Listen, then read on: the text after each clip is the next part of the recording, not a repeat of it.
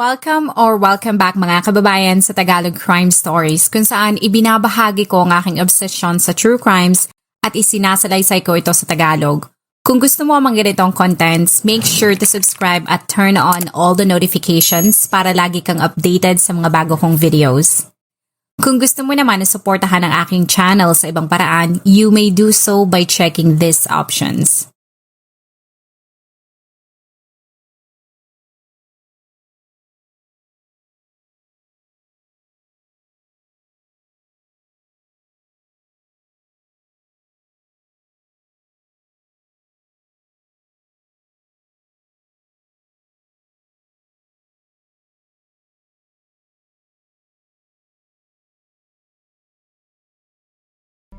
Ayon sa kasabihan, ang pag-aasawa ay hindi parang kaning isusubo na iluluwa kapag napaso.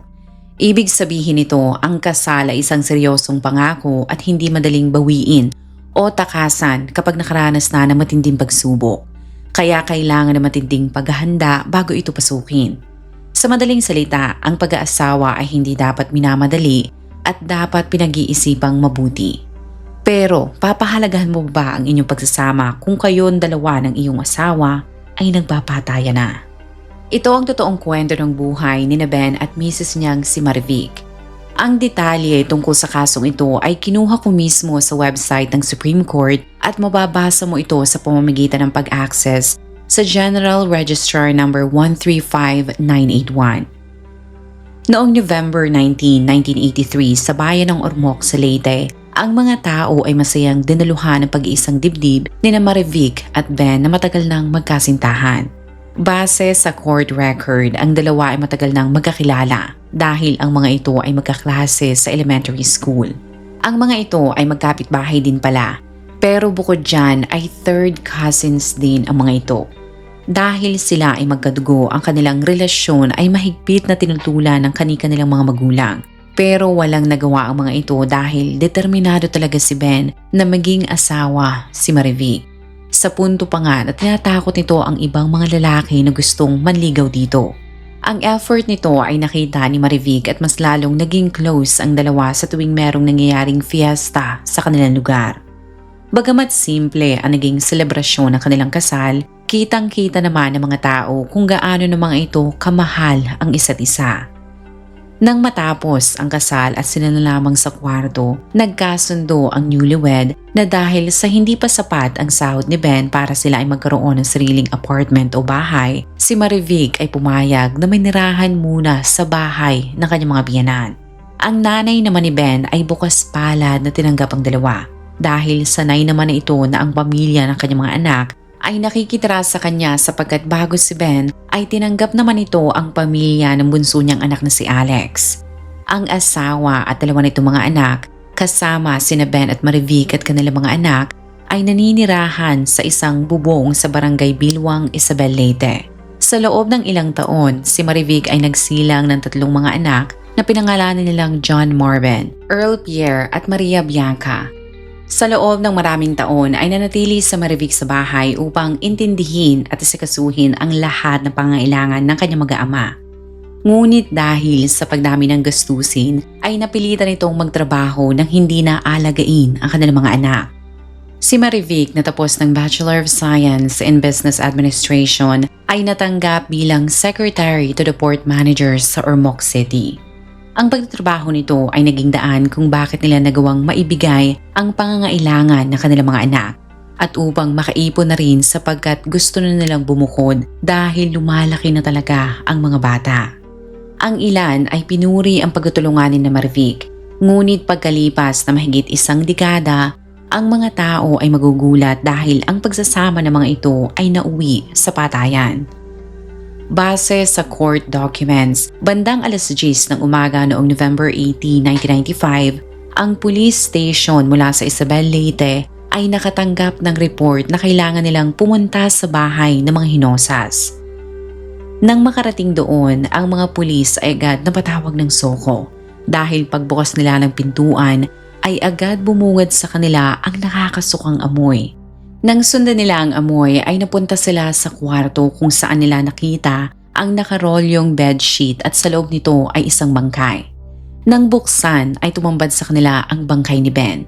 Bagamat naaagnas at mayroon ng amoy, nagawa pa rin ng mga itong tingnan ang bangkay. At base sa paunang pagsisiyasat ay meron silang dugong nakita sa batok nito at nakasuot lamang din si Ben ng brief. Nang pagmasdan nila ang kwarto ay nakita nila na napakagulo ng silid at sa tabi ng aparador ay napansin nila ang tubo na gawa sa bakal. Ito ay may habang 3 feet at 6 inches at may kapal na halos 2 pulgada. Habang sinisiyasat ng Soko ang bawat sulok ng silid, ang bangkay ay agad ipinadala sa medical examiner para masuri. Sa post-mortem examination na isinagawa ay napatunayan na tinatayang 2 o 3 araw nang patay si Ben. Confident ang eksperto na ang kinamatay nito ay ang pagdurugo na namuo sa ulo nito. Nang magsimula ang investigasyon, ibinahagi ni Arturo Basobas na isa sa mga kaibigan ng biktima na noong November 15, ilang araw bago makitang patay si Ben, ay narinig nito di umano na tila merong nagtatalo sa loob ng bahay ng mga hinosas. Narinig niya umano si Ben na malakas na nagtanong na bakit mo ako papatayin kung ako ay inosente. Pagkatapos noon ay hindi na niya nakita ang kanyang kaibigan at tila ba abandonado na ang bahay na tinitirhan nito. Noong November 16, isang kapitbahay naman ng mga hinosa ang nagpatotoo na pumunta sa kanilang tahanan si Marivic. Nakiusap ito di umano na tingnan ang kanilang baboy dahil ito ay nagdadalang tao kaya kailangan niyang pumunta sa Cebu para magpa-check up. Noong araw ding yun ay sinabi pa ng isang residente na nakita niya si Marivic na sumakay ng bus na patungong Ormoc. Bukod sa bag ay dala din ito ang kanyang mga anak. Sa investigasyon ay lumalabas na ang nakadiskubre sa bangkay ng biktima ay ang kapitbahay ng mga ito na si Esteban.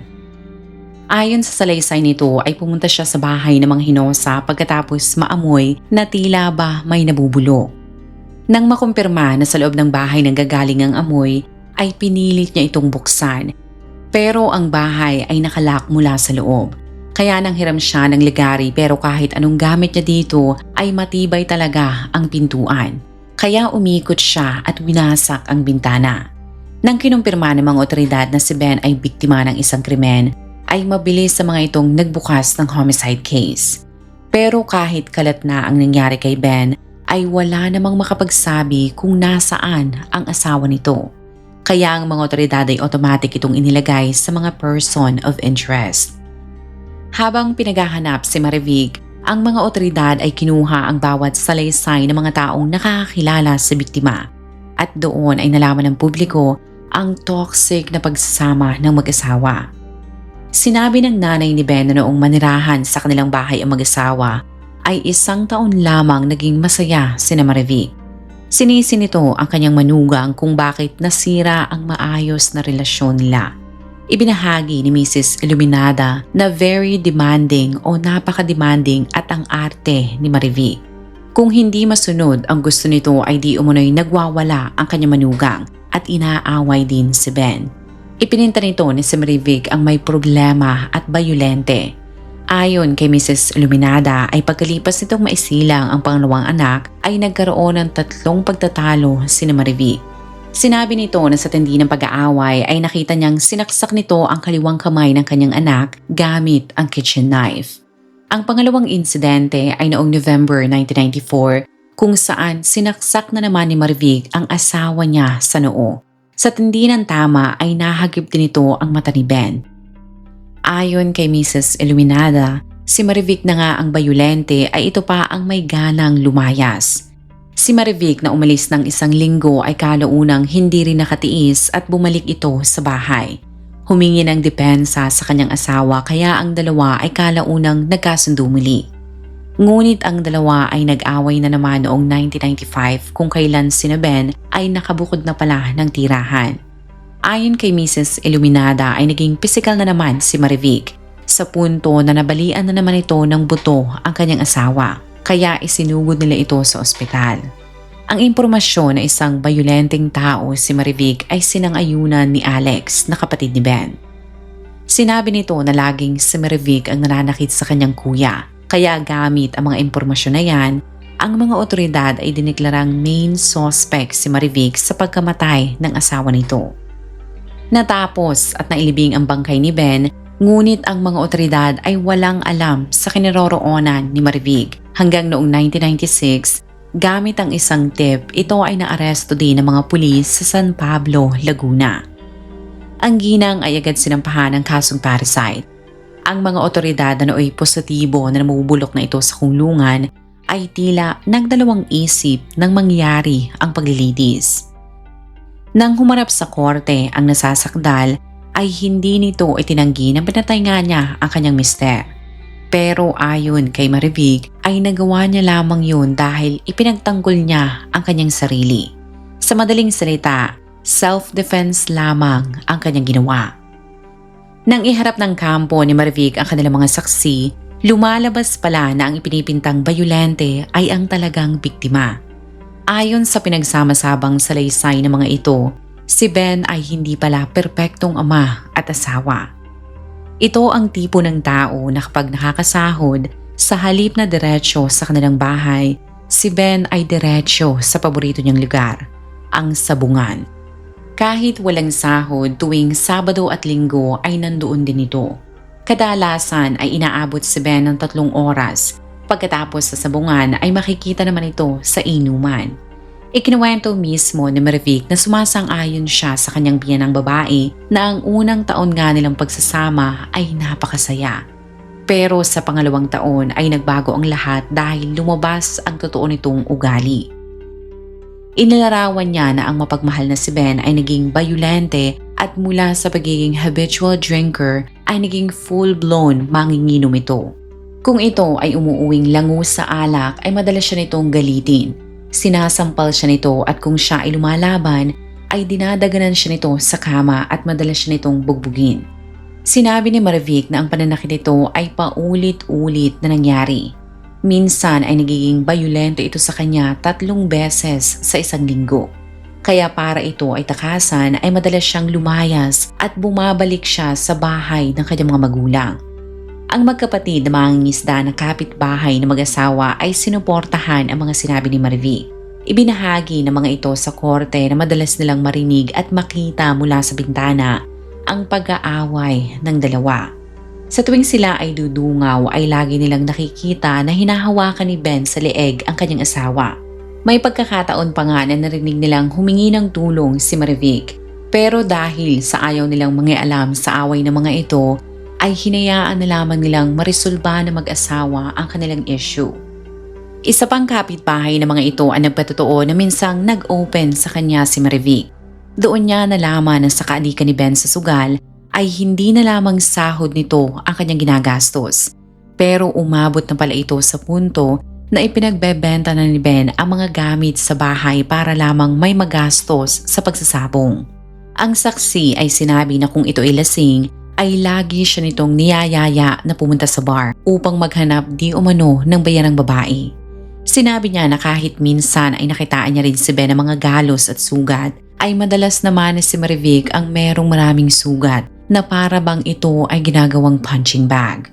Sa tindi ng kanilang away ay binahagi ni Marivig na 5 beses niyang tinangkang iwan si Ben, pero hindi niya ito maiwan-iwan dahil lagi siya nitong sinusuyo.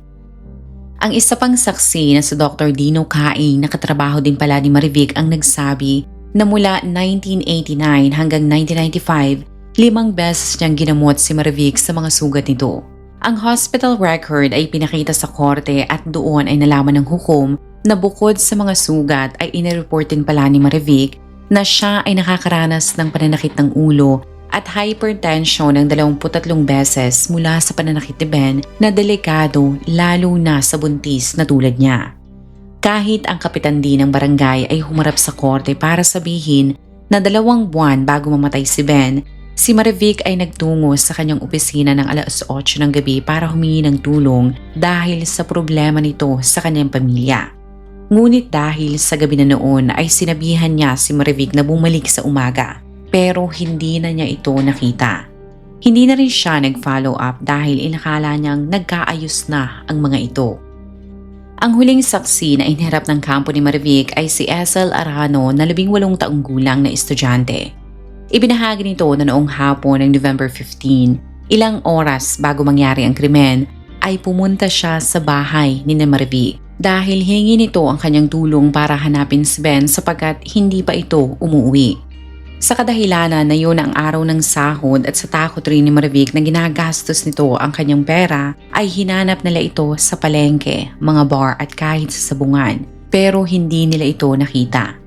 Nang sumuko na sila sa paghahanap ay nakiusap si Marivic sa kanya na doon na siya matulog sapagkat natatakot ang kanyang pinsan na sasaktan na naman siya ni Ben.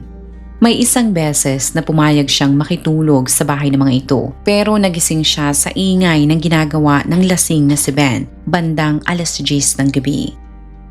Narinig niya ang isang malakas na lagabog mula sa salas at kasunod noon ay agad pumasok ang humahangos na si Marivic.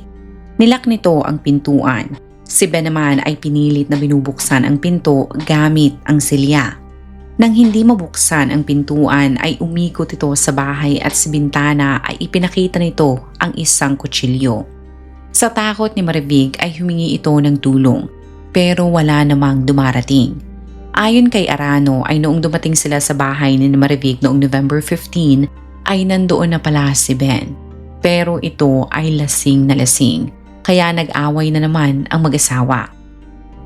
Sa takot na madamay ay nagpaalam siya kay Marivic. Ang lasing na si Ben ay nagalit dahil nalaman nito na hinahanap pala siya ng kanyang misis. Minura at hinamon nito ng away si Marivic. Sa cross-examination ay sinabi ng sasakdal na hindi niya ito pinansin. Sa halip ay inintindi niya ang dalawa niyang mga anak.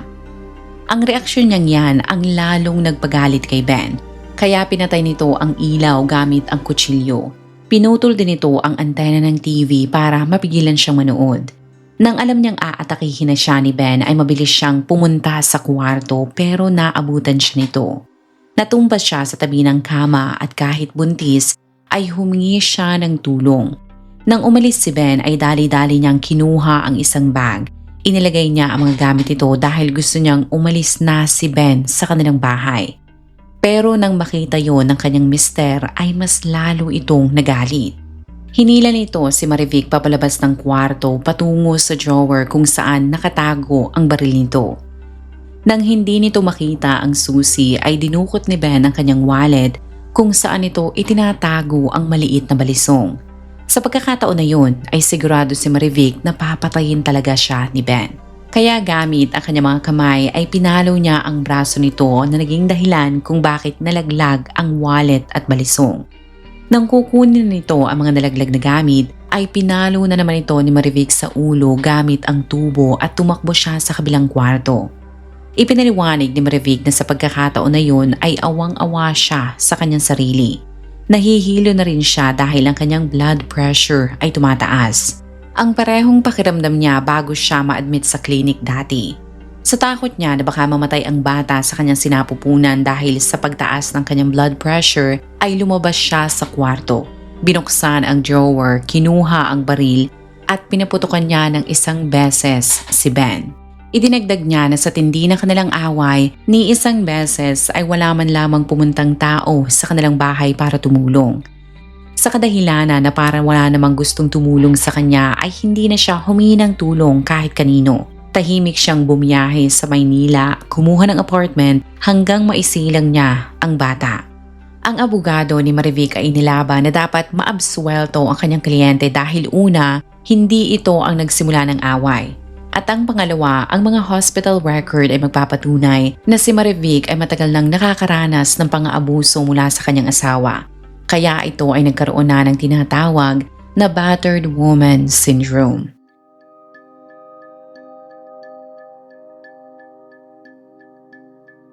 Ang kampo ni Marivic ay hinarap ang isang eksperto na sumuri dito na nagsabi na ang relasyon ng dalawa ay makikitaan ng 3 cycle ng violence. Una ay magkakaroon ng tensyon na nauuwi sa sakitan pero isang sorry lamang ay nagiging ayos uli ito. Kung paulit-ulit ang nangyayaring pananakit at mga abuso, ang babae na biktima tulad ni Marivic ay bumababa ang tingin sa kanilang mga sarili. Lagi itong dumedepende sa nang-aabuso sa kanya. Kahit hindi niya rin kasalanan ay sisisihin niya ang kanyang sarili kaya siya nabubugbog. At kahit ginojombag at ginagawa na siyang punching bag, Sa huli ay aasa pa rin ito na magbabago ang ugali ng nangaabuso sa kanya. Kaya kung ikaw ay nagtataka kung bakit may mga babaeng nag-i-stay pa rin sa isang relasyon kahit ito ay toxic at sila ay nagkakapisikalan na, yan ay dahil sa kondisyon na tinatawag na battered woman syndrome. Nang matapos ang trial noong September 1998, ang kampo ni Marivic ay hindi makapaniwala dahil kahit marami na mga ebidensya ng pang-aabuso, ang hukom ay pinarusahan pa rin itong guilty. Kaya noong 2001, ang kanyang abogado ay lumapit kay Doktora Natividad Dayan na isang batikang clinical psychologist. Ang ginawang niya ng abogado ni Marivic ay tumatak sa kasaysayan dahil ni minsan ay wala pang gumamit ng battered woman syndrome para maabsuelto ang sospek. Gamit ang mahigit 2 dekadang experience ni Dr. Dayan at mahabang oras na pag-interview at pagsiyasat kay Marivic, sa ekspertong opinyon nito ay meron ngang battered woman syndrome ang nasasakdal. Kaya noong 2004, ang mga hukom mula Supreme Court ay pumanig sa kampo ni Marivic. Naniniwala sila na may sapat ngang ebidensya na ito ay merong battered woman syndrome. Kaya nang mapatay nito ang kanyang asawa dahil gusto nitong depensahan ang kanyang sarili, ay hindi ito mananagot sa batas. Sa ngayon, sa loob ng RA 9262, ang mga biktima na mapapatunayan na merong battered woman syndrome ay maaabsuelto kung masaktan o kahit mapatay pa nila ang nangaabuso sa kanila. Kung ikaw ay nakinig hanggang sa dulo ng video na ito, maraming salamat sa panonood sa episode na ito. Please consider leaving a comment or i-like ang video na ito. At kung may kaso ka na gusto mong i-cover ko, please let me know. Magandang araw sa iyo, kabayan.